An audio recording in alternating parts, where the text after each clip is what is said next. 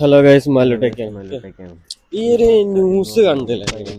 അതായത് കരിവാരക്കുണ്ടെന്നൊരു 14 വയസ്സുകാരനെ കാണാതായിരുന്നു. അത് 14 വയസ്സുകാരന്റെ മൃതദേഹം കിടക്കുന്നത് വാണിയമ്പലത്തുള്ള റെയിൽവേ തെക്കുംപാറ കണ്ണൂര്. അപ്പം ഇതിന് ഇതിനെ സംബന്ധിച്ചിട്ട് ഒരു 14കാരനെ പോലീസ് അറസ്റ്റ് ചെയ്തിട്ടുണ്ട്. 16കാരൻ കസ്റ്റഡിയിലാണ്. ഈ 16കാരന് പെൺകുട്ടീന്റെ കാമുകനാണ്. ഓക്കെ, ഇതിന്റെ പ്രധാന പ്രശ്നം എന്ന് ഞാൻ പറഞ്ഞു, ഒരു 14 വയസ്സുകാരിയാണ് എന്താ പറയാ ബലാത്സംഗം. അത് അറിയാലോ,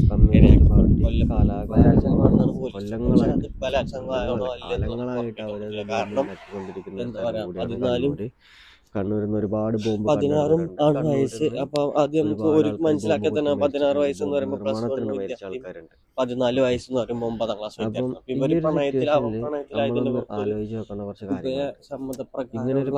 ബന്ധത്തിൽ പോയതും. പക്ഷേ ഇതിന്റെ പ്രധാന പ്രശ്നം ഇതിങ്ങനെ ഒരു സിറ്റുവേഷൻ, ഒരു 14 വയസ്സുകാരി ലൈംഗിക ബന്ധത്തിൽ ഏർപ്പെടാൻ വേണ്ടി പോകാനുണ്ടായ സിറ്റുവേഷൻ എന്താണെന്ന് നമ്മൾ ആദ്യം ആലോചിക്കണം. ഇങ്ങനെയുള്ള ഈ സോ കോൾഡ് ഇൻഫ്ലുവൻസർ, പുരോഗമന നാരികൾ, പുരോഗമന നായിന്റെ മക്കൾ എന്നൊക്കെ പറഞ്ഞു നടക്കണമാര് എപ്പോഴും വന്ന് പറയുന്നൊരു വാക്കാണ് ഇൻസൈഡ് കൺട്രി. അതാണ് പറയണത്.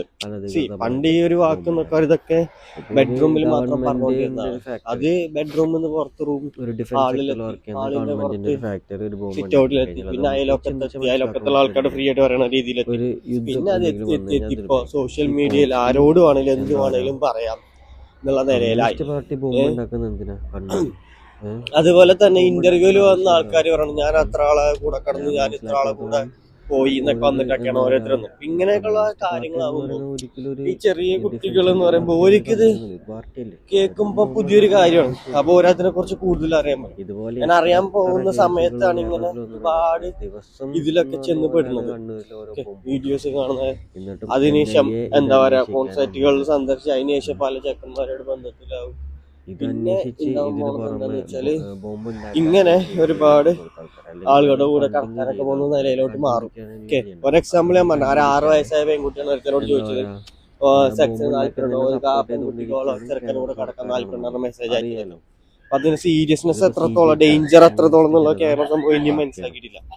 എനിക്ക് പറയാനത്രേ ഉള്ളൂ, ഉള്ള വീട്ടിലുള്ള പെൺകുട്ടികളോട് ആൺകുട്ടികളുടെ ഫോൺ ചെക്ക് ചെയ്യുക, ഓരെന്തൊക്കെയാലും കാട്ടിക്കൂടുന്നതും ചെക്ക് ചെയ്യുന്ന വേണം. ഫോൺ തന്നില്ലെങ്കിൽ അടിച്ചടി പൊട്ടിച്ച് വാങ്ങിക്കോളി, ഇല്ലാന്നുണ്ടെങ്കിൽ പ്രശ്നമാണ്. പുതിയൊരു വീഡിയോ നാളെ കാണാം. ചാനൽ ഇഷ്ടപ്പെടാൻ സബ്സ്ക്രൈബ് ചെയ്യണം.